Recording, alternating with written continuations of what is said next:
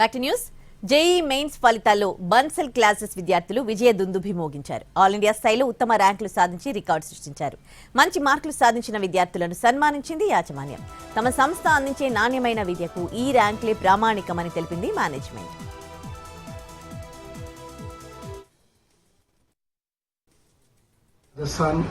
బన్సెల్ start చేసి 2 years complete అయిందండి.